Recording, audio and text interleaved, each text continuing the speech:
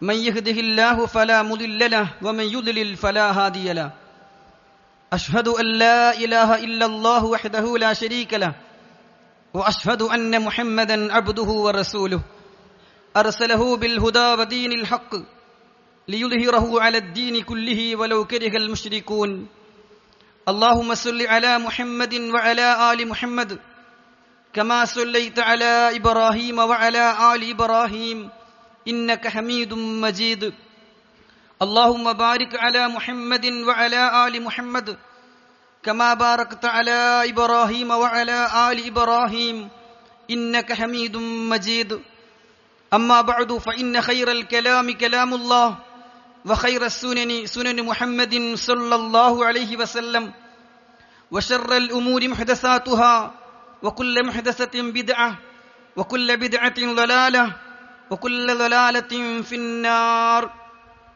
أعوذ بالله من الشيطان الرجيم بسم الله الرحمن الرحيم يا أيها الذين آمنوا اتقوا الله حق تقاته ولا تموتن إلا وأنتم مسلمون يا أيها الناس اتقوا ربكم الذي خلقكم من نفس واحدة وخلق منها زوجها وبث منهما رجالا كثيرا ونساء واتقوا الله الذي تساءلون به والأرحام إن الله كان عليكم رقيبا يا أيها الذين آمنوا اتقوا الله وقولوا قولا سديدا يصلح لكم أعمالكم ويغفر لكم ذنوبكم ومن يطع الله ورسوله فقد فاز فوزا عظيما الذين ينفقون في السراء والضراء والكاظمين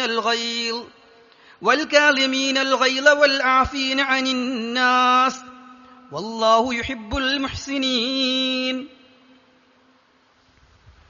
സ്നേഹാദരണീയരായ സത്യവിശ്വാസികളെ, വിശ്വാസിനികളെ, സഹോദരീ സഹോദരങ്ങളെ, സർവ്വലോക രക്ഷിതാവായ അള്ളാഹുവിൻ്റെ വിധിവിലക്കുകളും നിയമനിർദ്ദേശങ്ങളും യഥോചിതം ഉൾക്കൊണ്ട് തഖ്വയോടുകൂടി ഇഖ്ലാസോടുകൂടി ജീവിതം നയിക്കണം എന്ന് സ്വന്തത്തെ മറക്കാതെ ഓരോരുത്തരെയും പ്രത്യേകം വസിയത്ത് ചെയ്യുകയാണ്, ഓർമ്മപ്പെടുത്തുകയാണ്. അള്ളാഹു അവൻ ഇഷ്ടപ്പെടുന്ന അടിയാറുകളിൽ നമ്മെ ഓരോരുത്തരെയും ഉൾപ്പെടുത്തി അനുഗ്രഹിക്കുമാറാകട്ടെ. സഹോദരങ്ങളെ, ചെറിയവരിലും വലിയവരിലും സ്ത്രീകളിലും പുരുഷന്മാരിലുമൊക്കെ ഒരുപോലെ കാണപ്പെടുന്ന ഒരു ദുസ്വഭാവമാണ് ദേഷ്യം, കോപം എന്ന് പറയുന്നത്. ജീവിതത്തിൽ ഒരിക്കലെങ്കിലും കോപിക്കാത്തവർ ഉണ്ടാവുകയില്ല എന്ന് തന്നെ പറയാം. പലപ്പോഴും കുടുംബ ബന്ധങ്ങളെയും സമൂഹത്തെയും നാടിനെയും തന്നെ തകർത്ത് കളയാൻ കാരണമാകുന്ന അവസ്ഥയിലേക്ക് പോലും ചില ദേശപ്രകടനങ്ങൾ എത്തിക്കാറുണ്ട് എന്നത് നിഷേധിക്കാനാകാത്ത ഒരു യാഥാർത്ഥ്യമാണ്.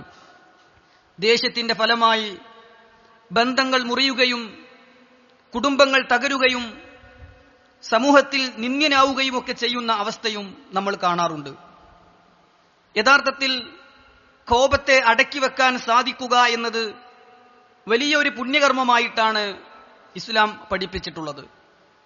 സ്വർഗത്തിൽ പ്രവേശിക്കുന്നവരുടെ ഗുണഗണങ്ങൾ പറയുന്നിടത്ത് അവർ ദേഷ്യം അടക്കി വെക്കുന്നവരാണ്, കോപം ഒതുക്കി വെക്കുന്നവരാണ് എന്ന് പ്രത്യേകം എടുത്തു പറയുന്നത് നമുക്ക് കാണാൻ സാധിക്കും.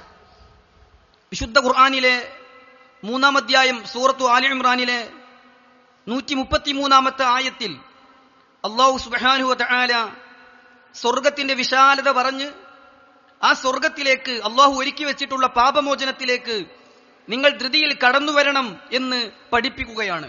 വസാരിഉ, നിങ്ങൾ ധൃതിയിൽ കടന്നു വരണം, നിങ്ങൾ അമാന്തിച്ചു നിൽക്കാതെ, മടിച്ചു നിൽക്കാതെ, മാറി നിൽക്കാതെ, നീട്ടിവെക്കാതെ വേഗത്തിൽ നിങ്ങൾ കടന്നു വരണം.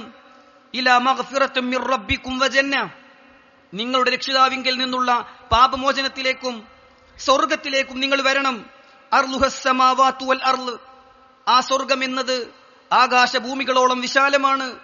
ഉഇദ്ദത്തിൽ ലിൽ മുത്തഖീൻ, തഖ്വ കാണിക്കുന്ന, സൂക്ഷ്മത പുലർത്തി ജീവിക്കുന്ന ആളുകൾക്കുള്ളതാണ്, അവർക്ക് തയ്യാറാക്കി വെച്ചിട്ടുള്ളതാണ് സ്വർഗം എന്ന് പറഞ്ഞിട്ട് ആ സ്വർഗത്തിൽ പോകുന്ന ആളുകളെ കുറിച്ച് അല്ലാഹു പറയുകയാണ്, അല്ലദീന യുൻഫിഖൂന ഫിസ്സറാഇ വല്ലറാ, അല്ലദീന യുൻഫിഖൂൻ, അവർ ദാനധർമ്മം ചെയ്യുന്നവരാണ്. ഫിസ്സറാഇ വല്ലറാ, സന്തോഷാവസ്ഥയിലും സങ്കടം വരുന്ന സമയങ്ങളിലും സന്തോഷാവസ്ഥയിലും വിഷമാവസ്ഥയിലും ദാനധർമ്മം ചെയ്യുന്ന ആളുകളാണ് ആ സ്വർഗത്തിൽ പ്രവേശിക്കുന്നവർ. പിന്നീട് അല്ലാഹു പറയാണ് വൽകാലിമീനൽ ഗൈൽ, കോപം ഒതുക്കി വെക്കുന്നവരാണവർ, ദേഷ്യം പിടിച്ചു നിർത്തുന്നവരാണവർ. സ്വർഗത്തിൽ പോകുന്ന ആളുകളെ കുറിച്ച് അള്ളാഹു പറയാണ്, അവർ ദാനധർമ്മം ചെയ്യും. സന്തോഷമുള്ളപ്പോഴും വിഷമമുള്ളപ്പോഴും അവർ സൽക്കർമ്മങ്ങൾ ദാനധർമ്മങ്ങൾ ചെയ്യും എന്നു മാത്രമല്ല, വൽകാലിമീനൽ ഗൈൽ, ദേഷ്യം അടക്കി വെക്കുന്നവരാണവർ. വൽ ആഫീന അനിന്നാസ്, മനുഷ്യർക്ക് മാപ്പ് നൽകുന്നവരാണവർ, ജനങ്ങൾക്ക് വിട്ടുവീഴ്ച ചെയ്യുന്നവരാണവർ. വല്ലാഹു യുഹിബ്ബുൽ മുഹ്സിനീൻ, ഇത്തരം സൽക്കർമ്മകാരികളെ അള്ളാഹുവിന് ഇഷ്ടമാണ്. ഇങ്ങനെയുള്ള ആളുകളെ അള്ളാഹുവിന് ഇഷ്ടമാണ് എന്നും അവരാണ് സ്വർഗത്തിൽ പോവുക എന്നും അള്ളാഹു സുബ്ഹാനഹു വ തആല പഠിപ്പിക്കുന്നുണ്ടെങ്കിൽ സഹോദരങ്ങളെ, ആ ഒരു സൽഗുണം, കോപത്തെ അടക്കി വെക്കുക എന്നത് നമ്മിൽ ഓരോരുത്തരും ഉണ്ടാകണം. ദേഷ്യം വരിക എന്നത് സ്വാഭാവികമാണ്. നമുക്ക് ഇഷ്ടമില്ലാത്തതോ നമുക്ക് തൃപ്തിപ്പെടാത്തതോ കാണുമ്പോൾ കേൾക്കുമ്പോൾ ദേഷ്യമെന്ന വികാരം നമ്മുടെ മനസ്സിൽ വരുമെന്നതിനെ നമുക്കൊരിക്കലും മറച്ചുവെക്കാൻ, മാറ്റി നിർത്താൻ കഴിയില്ല. പക്ഷേ അത് പ്രകടിപ്പിക്കാതെ ഒതുക്കി നിർത്താൻ, അതിന്റെ അളവിൽ പിടിച്ചു വെക്കാൻ നമുക്ക് സാധിക്കുമ്പോഴാണ് നമ്മൾ നല്ലവരായി തീരുന്നത്. അല്ലാഹു സുബ്ഹാനഹു വ തആല അവന്റെ അടുക്കൽ ഏറ്റവും നല്ല ആളുകൾ ആരെന്ന് പഠിപ്പിച്ചപ്പോൾ കൂട്ടത്തിൽ ഈ ഗുണവും എടുത്തു പറയുന്നുണ്ട്. വിശുദ്ധ ഖുർആൻ സൂറത്തു ശൂറായിൽ 42-ാം അധ്യായത്തിൽ 37-ാമത്തെ വചനത്തിൽ സ്വർഗം വാങ്ങുന്ന ആളുകളെ കുറിച്ചും അള്ളാഹുവിന്റെ അടുക്കൽ നന്മയുള്ളവരെ കുറിച്ചും എടുത്തു പറഞ്ഞപ്പോൾ പറഞ്ഞു, വല്ലദീന യജ്തനിബൂന കബായിറൽ ഇസ്മി വൽ ഫവാഹിഷ്, മ്ലേച്ഛമായ കാര്യങ്ങളും വൃത്തികെട്ട പ്രവർത്തനങ്ങളും വൻ പാപങ്ങളുമൊക്കെ ഒഴിവാക്കുന്നവരാണവർ. വഇദാ മാ ഗളിബൂ ഹും യഗ്ഫിറൂൻ, അവർക്ക് ദേഷ്യം വന്നാൽ തന്നെയും അവർ വിട്ടുവീഴ്ച ചെയ്യും. ദേഷ്യം വരില്ല എന്ന് ഖുർആൻ പഠിപ്പിക്കുന്നില്ല, പ്രവാചകൻ പഠിപ്പിക്കുന്നില്ല. ദേഷ്യം വരും, സ്വാഭാവികമാണ്. പക്ഷേ ദേഷ്യം വന്നാലും ദേഷ്യപ്പെടുന്നതിനു പകരം, എന്തെങ്കിലും അടച്ചാക്ഷേപിച്ച് പറയുന്നതിനു പകരം, തൊട്ടതിനും പിടിച്ചതിനും കുറ്റപ്പെടുത്തി ദേഷ്യപ്പെടുന്നതിനു പകരം അതിനെ നിയന്ത്രിച്ച് അടക്കി ഒതുക്കി നിർത്തി പൊറത്തു കൊടുക്കാൻ അവർ തയ്യാറാകും എന്നാണ്. വഇദാ മാ ഗളിബൂ, അവർക്ക് കോപം വന്നു കഴിഞ്ഞാൽ ഹും യഗ്ഫിറൂൻ, അവർ അത് വിട്ടുകൊടുക്കും, പൊറത്തു കൊടുക്കും എന്ന് അല്ലാഹു സുബ്ഹാനഹു വ തആല ഖുർആനിലൂടെ നമുക്ക് പഠിപ്പിച്ചു തരികയാണ്. സഹോദരങ്ങളെ, യഥാർത്ഥത്തിൽ ശക്തൻ എന്ന് പറയുന്നത് തന്റെ കീഴിലുള്ളവരെ വലിയ ശബ്ദത്തോടുകൂടി ദേഷ്യപ്പെട്ട് സംസാരിച്ച് സഗൗരവം ശാസിച്ച് വികാരത്തിനടിമപ്പെട്ട് അടക്കി നിർത്തുന്നവനല്ല, മറിച്ച് അവർക്ക് വേണ്ടി അടങ്ങി കൊടുക്കുന്നവനാണ്, ഒതുങ്ങി കൊടുക്കുന്നവനാണ്. റസൂലുള്ളാഹി സ്വല്ലല്ലാഹു അലൈഹി വസല്ലമ പറഞ്ഞു, ലൈസ ശദീദു ബിസ്സുർഅ, മൽപിടുത്തത്തിൽ എതിരാളിയെ അടിച്ചിരുത്തുന്നവൻ, തകർത്തെറിയുന്നവനല്ല ശക്തൻ. ഇന്നമ ശദീദുൽ ലദീ യംലികു നഫ്സഹു ഇൻദൽ ഗളബ്, ദേഷ്യം വരുമ്പോ, കോപം വരുമ്പോ പിടിച്ചു നിൽക്കാൻ സാധിക്കുന്നവൻ, മനസ്സിനെ നിയന്ത്രിക്കാൻ കഴിയുന്നവൻ, തന്റെ ശരീരത്തെ ഒതുക്കി നിർത്താൻ സാധിക്കുന്നവൻ, അവനാണ് ഏറ്റവും നല്ല ശക്തൻ എന്ന് റസൂലുള്ളാഹി സ്വല്ലല്ലാഹു അലൈഹി വസല്ലം നമുക്ക് പഠിപ്പിച്ചു തരുന്നുണ്ട്. സഹോദരങ്ങളെ, സൽസ്വഭാവം എന്ന് ഒറ്റ വാക്കിൽ എങ്ങനെ നിർവചിക്കാം എന്ന് ചോദിച്ചപ്പോൾ പണ്ഡിതന്മാർ പറഞ്ഞത് ദേഷ്യം പെടാതിരിക്കൽ എന്നാണ്. നോക്കൂ നിങ്ങൾ, ഹദീസുകളിൽ നമുക്ക് കാണാം, അബ്ദുല്ലാഹ് ഇബ്നുൽ മുബാറക് റഹിമഹുല്ലാ അദ്ദേഹത്തിന്റെ അടുക്കൽ വന്നുകൊണ്ട് ചിലർ ചോദിക്കുകയാണ്, ഇജ്മഅ ലനാ ഹുസ്നൽ ഖുൽഖി ഫീ കലിമ, ഒറ്റ വാചകത്തിൽ സൽസ്വഭാവം എന്താണ് എന്ന് ഞങ്ങൾക്കൊന്ന് നിർവചിച്ചു തരുമോ?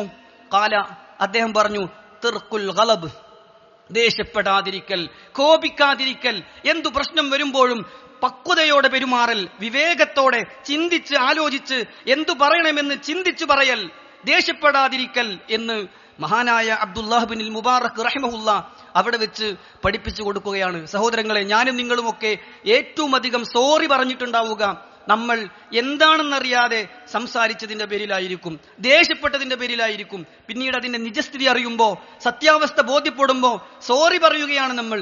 ഞാൻ പെട്ടെന്ന് അങ്ങനെ പറഞ്ഞുപോയി, എനിക്കെന്നെ നിയന്ത്രിക്കാൻ കഴിഞ്ഞില്ല, ഞാൻ പെട്ടെന്ന് കുപിതനായി എന്നിങ്ങനെ പലപ്പോഴും നമ്മൾ ഖേദപ്രകടനം നടത്തുന്നുണ്ട് എങ്കിൽ സഹോദരങ്ങളെ, ദേഷ്യത്തെ പിടിച്ചു കെട്ടാൻ നമുക്ക് സാധിക്കണം എന്നർത്ഥം. റസൂലുള്ളാഹി സ്വല്ലല്ലാഹു അലൈഹി വസല്ലം പറഞ്ഞത്, രണ്ടുപേരുടെ വിഷയത്തിൽ തർക്കത്തിൽ നിങ്ങൾ ഇടപെടേണ്ടി വന്നാൽ ആ സമയത്ത് നിങ്ങൾക്ക് ദേഷ്യമുണ്ടോ, നിങ്ങൾ വിധി പറയാൻ പോകരുത്. കാരണം ആരോടാണോ നമുക്ക് ദേഷ്യം, അയാൾക്കെതിരെ അനീതി കാണിക്കാൻ പോലും ദേഷ്യം നമ്മെ പ്രേരിപ്പിക്കും എന്നാണ് റസൂൽ സല്ലല്ലാഹു അലൈഹി വസല്ലം പറഞ്ഞു. ലാ യഹ്കും അഹദും ബൈന ഇസ്നൈനി വഹുവ ഗളബാൻ, കോപിക്കുന്നവനായിരിക്കെ, ദേഷ്യമുള്ളവനായിരിക്കെ രണ്ടുപേർക്കിടയിലെ തർക്കം തീർക്കാൻ നിങ്ങൾ പോകരുത് എന്ന് മുത്ത് റസൂൽ സല്ലല്ലാഹു അലൈഹി വസല്ലം നമുക്ക് പഠിപ്പിച്ചു തരികയാണ്. തിരുദൂതരുടെ അടുക്കൽ ഒരു സ്വഹാബി വരികയാണ്, അബൂദർദാ റളിയല്ലാഹു അൻഹു. അദ്ദേഹം പ്രവാചകൻ സല്ലല്ലാഹു അലൈഹി വസല്ലമയോട് പറഞ്ഞു, യാ റസൂലല്ലാഹ്, അല്ലാഹുവിന്റെ പ്രവാചകരെ, തിരുദൂതരെ, ദുല്ലനി അലാ അമലിൻ യുദ്ഖിലിനി അൽ ജന്ന, എന്നെ സ്വർഗത്തിലേക്ക് പ്രവേശിപ്പിക്കും എന്നെനിക്ക് ഉറപ്പിക്കാവുന്ന ഒരു കാര്യം ഒന്ന് പറഞ്ഞു തരുമോ? എന്നെ സ്വർഗത്തിലേക്ക് കൊണ്ടുപോകുന്ന ഒരു വിഷയം എനിക്കൊന്ന് പഠിപ്പിച്ചു തരുമോ? റസൂൽ സല്ലല്ലാഹു അലൈഹി വസല്ലമ പറഞ്ഞു, ലാ തഗ്ലബ് വലകൽ ജന്ന, നീ ദേഷ്യപ്പെടാതിരിക്കുക എങ്കിൽ നിനക്ക് സ്വർഗമുണ്ട്, നീ കോപിക്കാതിരിക്കുക നിനക്ക് സ്വർഗമുണ്ട് എന്ന് റസൂൽ സല്ലല്ലാഹു അലൈഹി വസല്ലം പഠിപ്പിക്കുകയാണ്. ഒരു സ്വഹാബി പ്രവാചകന്റെ അരികിൽ വന്നു, അന്ന റജുലൻ ഖാല ലിന്നബി സല്ലല്ലാഹു അലൈഹി വസല്ലം ഔസിനി, പ്രവാചകരെ എനിക്കൊരു ഉപദേശം തരൂ. റസൂലുള്ളാഹി പറഞ്ഞു, ലാ തഗ്ലബ്, നീ കോപിക്കരുത്. ഫറദ്ദദ മിറാറൻ, പലതവണ ഔസിനി ഔസിനി, മറ്റൊരു ഉപദേശം തരൂ, മറ്റൊരു ഉപദേശം തരൂ എന്ന് പറഞ്ഞപ്പോഴൊക്കെ റസൂൽ സല്ലല്ലാഹു അലൈഹി വസല്ലം പറഞ്ഞുകൊണ്ടേയിരുന്നു, ലാ തഗ്ലബ്, ദേഷ്യപ്പെടരുത്, കോപിക്കരുത് എന്ന് പ്രവാചകൻ സല്ലല്ലാഹു അലൈഹി വസല്ലം പഠിപ്പിച്ചുകൊണ്ടേയിരിക്കുകയാണ്. സഹോദരങ്ങളെ, ദേഷ്യം വരാതിരിക്കാനുള്ള മാർഗങ്ങളും തിരുദൂതർ സല്ലല്ലാഹു അലൈഹി വസല്ലം നമുക്ക് പഠിപ്പിച്ചു തന്നിട്ടുണ്ട്. അവിടുന്ന് പറയുകയാണ്, ഇദാ ഗളിബ അഹദുക്കും വഹുവ ഖായിം, നിങ്ങൾ നിന്നുകൊണ്ടിരിക്കുന്ന അവസ്ഥയിലാണ് നിങ്ങൾക്ക് ദേഷ്യം വരുന്നതെങ്കിൽ ഫൽയജ്ലിസ്, അവൻ അവിടെ ഇരിക്കണം. ഫഇൻ ദഹബ അൻഹുൽ ഗളബ്, അപ്പോൾ ഒരുപക്ഷെ ദേഷ്യം പോയേക്കാം, എന്നിട്ടും ദേഷ്യം പോകുന്നില്ലെങ്കിൽ വഇല്ല ഫൽയൽതജി, അവൻ അവിടെ കിടക്കണം. സുഹൃത്തുക്കളെ, നമുക്ക് നേരെ വിപരീതമല്ലേ സംഭവിക്കാറുള്ളത്? നമ്മൾ കിടന്നുകൊണ്ടിരിക്കുന്ന സമയത്താണ് ഏതെങ്കിലും ഒരാളോട് നമുക്ക് ദേഷ്യം വന്നതെങ്കിൽ ആദ്യം നമ്മളൊന്ന് എഴുന്നേറ്റിരിക്കും. എന്നിട്ടും ദേഷ്യം വരുന്നുവെങ്കിൽ നമ്മളൊന്ന് നിൽക്കും. എന്നിട്ടും ദേഷ്യം വരുന്നുവെങ്കിൽ നമ്മൾ അങ്ങോട്ടും ഇങ്ങോട്ടും നടക്കും. റസൂലുള്ളാഹി പറയുകയാണ്, ഇരിക്കവിടെ, കിടക്കവിടെ, നിന്റെ ദേഷ്യം പോകുമെന്ന് റസൂലുള്ളാഹി സ്വല്ലല്ലാഹു അലൈഹി വസല്ലം നമുക്ക് പഠിപ്പിച്ചു തരികയാണ്. എത്രത്തോളം അവിടുന്ന് പറഞ്ഞു, പിശാചിൽ നിന്നുള്ള ഒരു സ്വഭാവമാണ് ദേഷ്യം എന്ന് പറയുന്നത്. പിശാചിൽ നിന്നുള്ള വൈകാരിക പ്രകടനമാണ് കോപമെന്ന് തിരുദൂതർ സല്ലല്ലാഹു അലൈഹി വസല്ലം നമുക്ക് പഠിപ്പിച്ചു തരികയാണ്.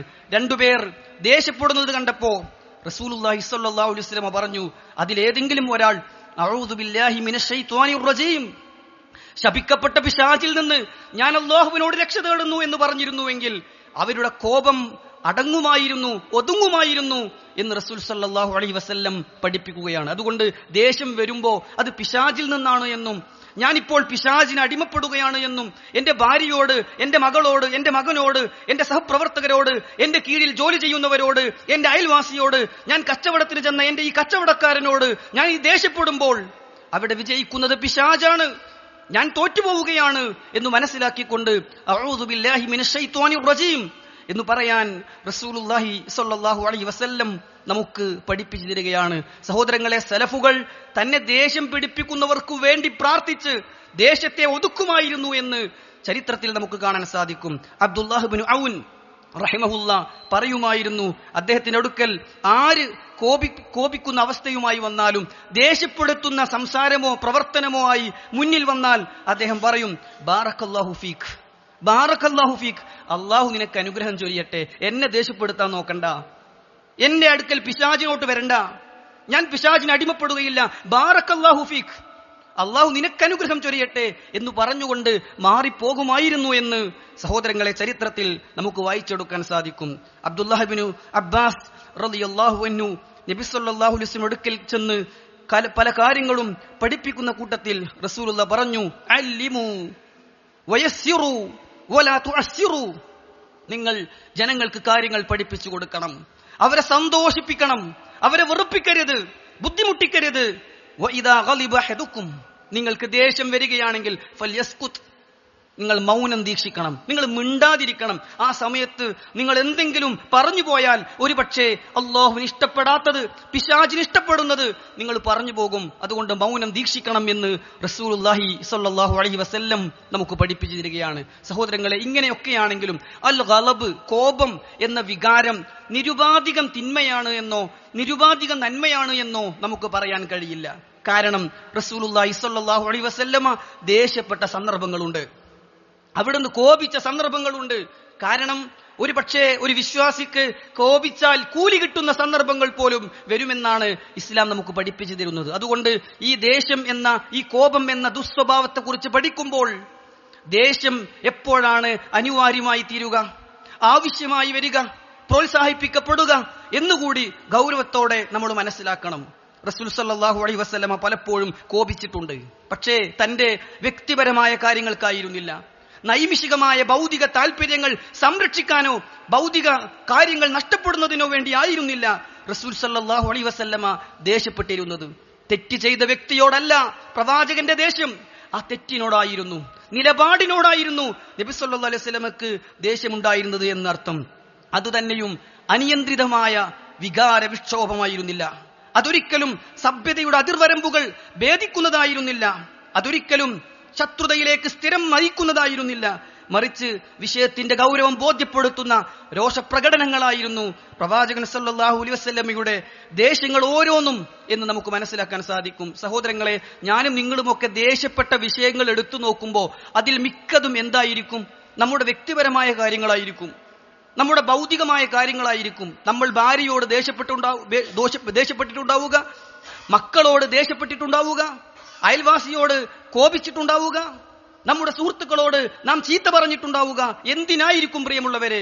പലപ്പോഴും ഭൗതികമായ കാര്യങ്ങൾക്കായിരിക്കും, ഭൗതിക നഷ്ടങ്ങൾ പേടിച്ചുകൊണ്ടായിരിക്കും നമ്മൾ പറഞ്ഞിട്ടുണ്ടാവുക. എന്നാൽ റസൂൽ സല്ലല്ലാഹു അലൈഹി വസല്ലം എത്ര ദേഷ്യം വന്നാലും പറയാൻ പറ്റാത്തൊരു വാക്കുപോലും തിരുദൂതരുടെ വായിൽ നിന്ന് പുറത്തു വന്നിട്ടില്ല എന്നാണ് ഹദീസുകൾ നമുക്ക് പഠിപ്പിച്ചു തരുന്നത്. അബ്ദുല്ലാഹിബ്നു അംർ ഇബ്നു ആസ് റളിയല്ലാഹു അൻഹു പറയുകയാണ്, ഞാൻ റസൂൽ സല്ലല്ലാഹു അലൈഹി വസല്ലമ എന്ത് പറഞ്ഞാലും എനിക്കത് പഠിക്കാൻ വേണ്ടി എഴുതി വെക്കുന്ന ഒരു സ്വഭാവം ഉണ്ടായിരുന്നു. നബി സല്ലല്ലാഹു അലൈഹി വസല്ലമ എന്ത് പഠിപ്പിക്കുമ്പോഴും അതൊക്കെയും എഴുതി വെച്ച് എനിക്ക് എന്റെ ജീവിതത്തിൽ പ്രാവർത്തികമാക്കാൻ വേണ്ടി ഞാൻ ശ്രമിക്കുമായിരുന്നു. കുൻതു അക്തുബു കുല്ല ഷൈഇൻ അസ്മഉഹു മിൻ റസൂലില്ലാഹി സല്ലല്ലാഹു അലൈഹി വസല്ലം ഉരീദു ഹിഫ്ളഹു. അത് ഹിഫ്ളാക്കാൻ വേണ്ടി, മനപ്പാടമാക്കാൻ വേണ്ടി ഞാൻ അങ്ങനെ ചെയ്യുമായിരുന്നു. ഫനഹത്നി ഖുറൈശ്. പക്ഷെ ഖുറൈശികളിൽ ചിലർ ഇതറിഞ്ഞപ്പോ എന്നോട് പറഞ്ഞു, അങ്ങനെ എല്ലാം ഒന്നും നീ എഴുതാൻ നിൽക്കണ്ട. വഖാലു, അവർ പറഞ്ഞു, അതക്തുബു കുല്ല ഷൈഇൻ തസ്മഉഹു മിൻ റസൂലില്ലാഹ്. പ്രവാചകനിൽ നിന്ന് കേൾക്കുന്നതൊക്കെയും നീ എഴുതി വെക്കുകയാണോ? അന്ന നബിയ സല്ലല്ലാഹു അലൈഹി വസല്ലമ ബശറുൻ. റസൂലുള്ളാഹി ഒരു മനുഷ്യനല്ലേ? യതകല്ലമു ഫിൽ ഗളബി വൽറിളാ. തൃപ്തിയുള്ളപ്പോഴും ദേഷ്യം വരുമ്പോഴും റസൂലുള്ള സംസാരിക്കൂലേ? എല്ലാം എഴുതി വെക്കുകയാണോ? ഫഅംസക്തു അനിൽ കിതാബ്. എഴുത്ത് ഞാൻ നിർത്തിവെച്ചു.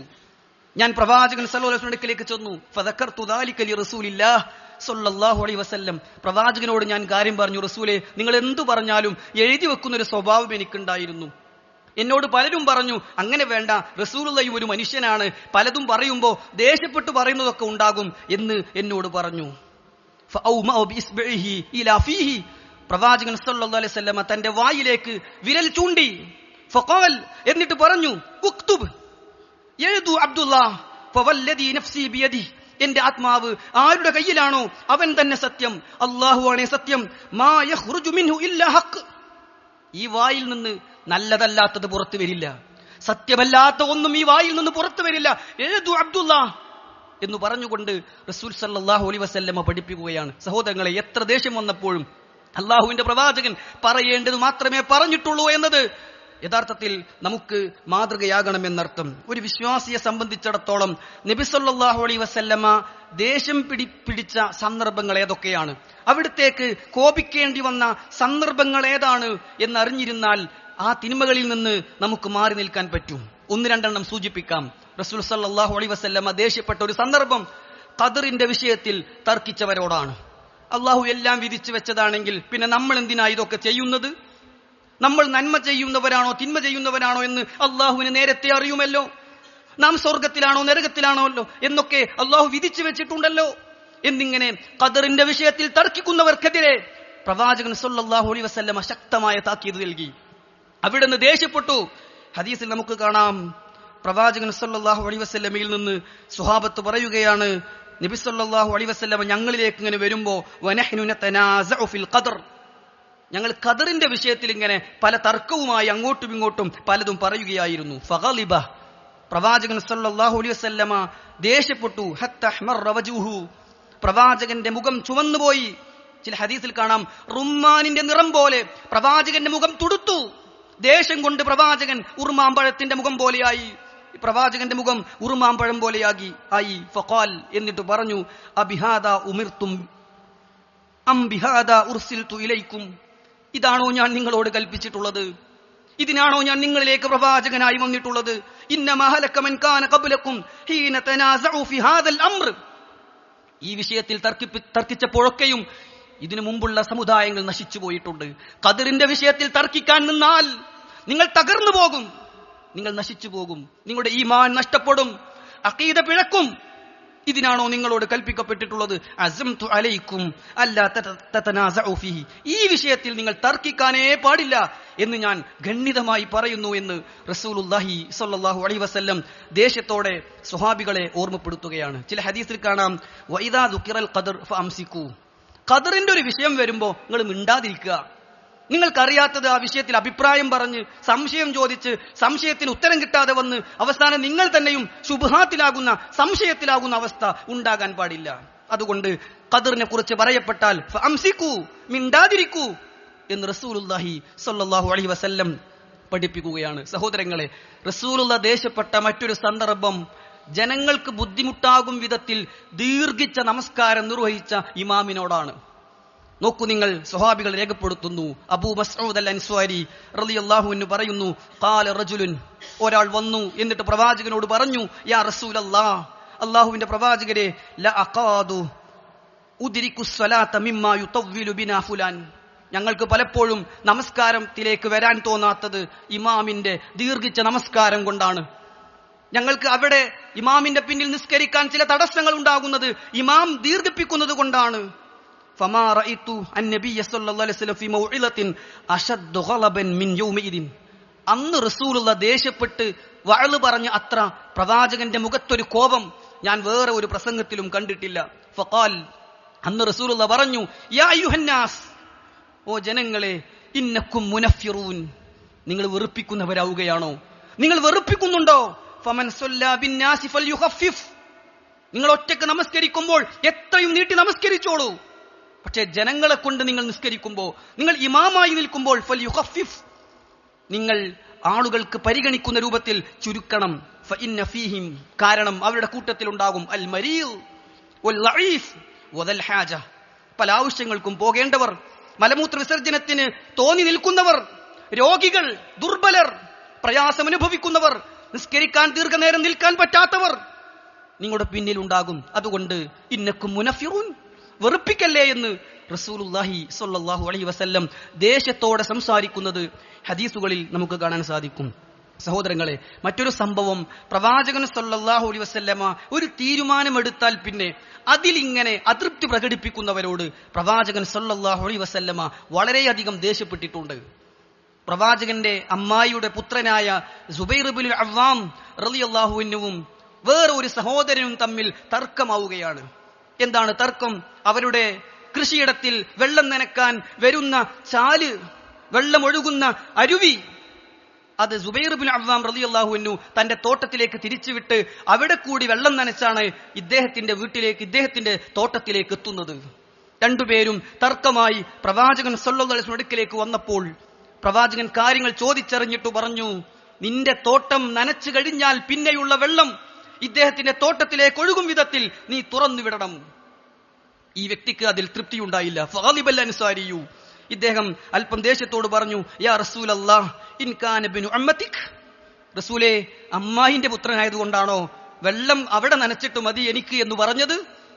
റസൂൽ സല്ലല്ലാഹു അലൈഹി വസല്ലം ഫതലവന വജ്ഹു റസൂലില്ലാഹ്, പ്രവാചകന്റെ മുഖം വിവർണമായി, പ്രവാചകന്റെ മുഖം ചുമന്നു, പ്രവാചകന്റെ ശബ്ദമിടറി.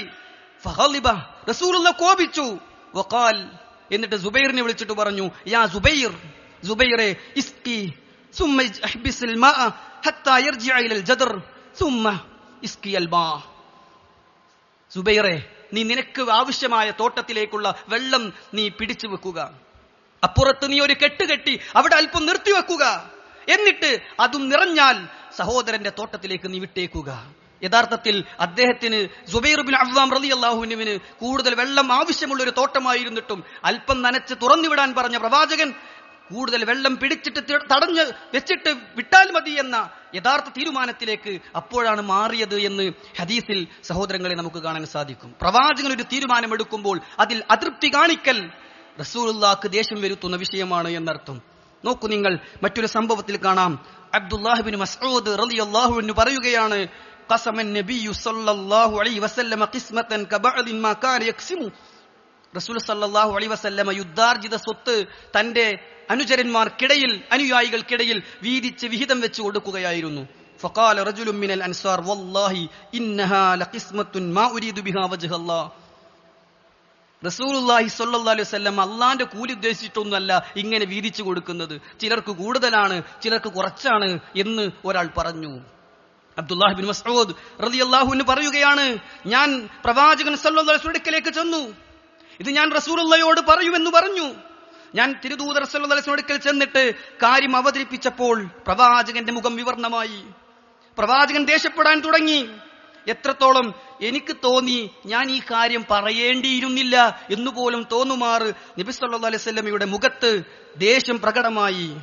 സുമ്മ ഖാൽ, എന്നിട്ട് റസൂലുള്ളാഹി പറഞ്ഞു, റഹിമല്ലാഹു മൂസ, മൂസാ നബിക്ക് അല്ലാഹു കരുണ ചെയ്യട്ടെ. ഖദ് ഊദിയ മൂസാ ബി അക്സറ മിൻ ദാലിക്.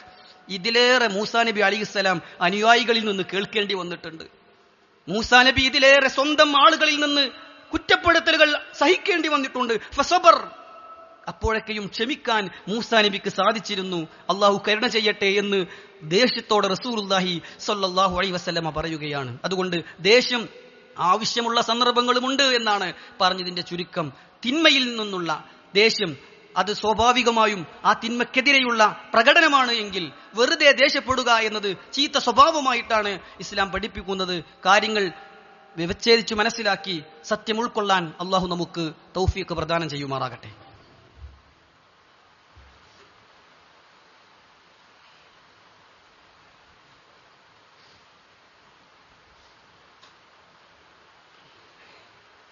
അൽഹംദുലില്ലാഹി റബ്ബിൽ ആലമീൻ, അസ്സലാത്തു വസ്സലാമു അലാ റസൂലിഹിൽ അമീൻ വഅലാ ആലിഹി വസ്സഹാബത്തി ത്വയ്യിബീൻ വമൻ തബിഅഹും ബിഇഹ്സാനിൻ ഇലാ യൗമിദ്ദീൻ. അമ്മാ ബഅദ്. സ്നേഹമുള്ള വിശ്വാസികളെ, വിശ്വാസിനികളെ, അല്ലാഹുവിനെ സൂക്ഷിച്ച് തഖ്വയോടുകൂടി ജീവിക്കണം എന്ന് ഒരിക്കൽ കൂടി വസിയത്ത് ചെയ്യുകയാണ്.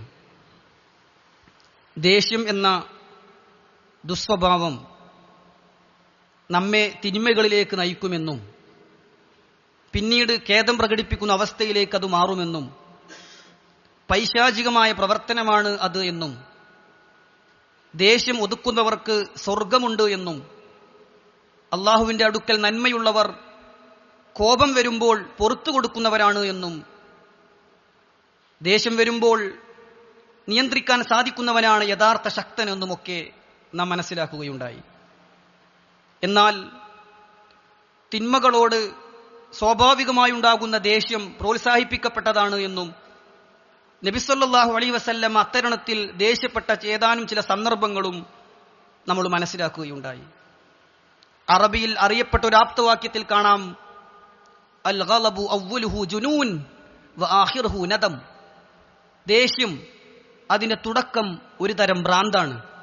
വ ആഖിറുഹു നദം, ഒടുവിൽ വല്ലാത്തൊരു ഖേദമാണ്. ദേഷ്യപ്പെടുമ്പോൾ എന്തൊക്കെയാണ് സഹോദരങ്ങളെ നാം ചെയ്യുക? കൂടെ കിടക്കുന്ന ഭാര്യയെ എന്തൊക്കെയാണ് നാം വിളിക്കുക? എന്തൊക്കെയാണ് നാം പറയുക? നമുക്ക് നമ്മുടെ ബീജത്തിൽ ജന്മം കൊണ്ട മക്കളെ എന്തൊക്കെയാണ് നമ്മൾ വിളിക്കുക? എന്തൊക്കെയാണ് സഹോദരങ്ങളെ നമ്മൾ പറഞ്ഞു പോവുക? ഒരു തരം ഭ്രാന്താണ് ദേഷ്യം എന്ന് പറയുന്നത്. പക്ഷെ പലപ്പോഴും പിന്നീട് അതിൽ നമുക്ക് തന്നെയും ഖേദം തോന്നുന്നു.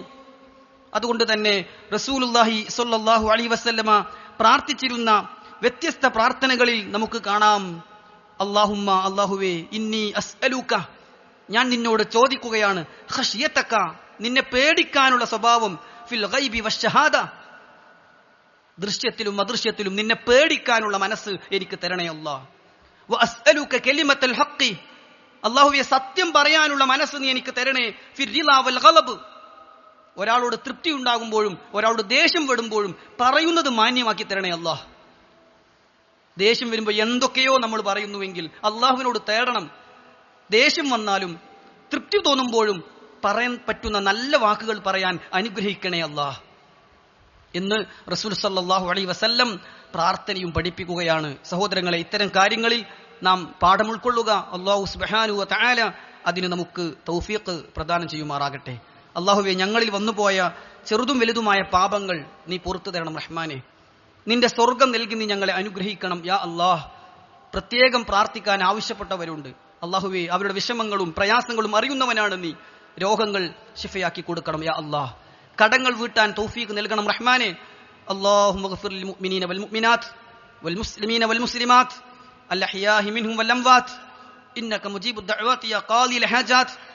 اللهم أجرنا من النار اللهم أجرنا من النار اللهم أجرنا من النار اللهم ربنا آتنا في الدنيا حسنة وفي الآخرة حسنة وقنا عذاب النار وصلى الله على نبينا محمد وعلى آله وصحبه أجمعين والحمد لله رب العالمين.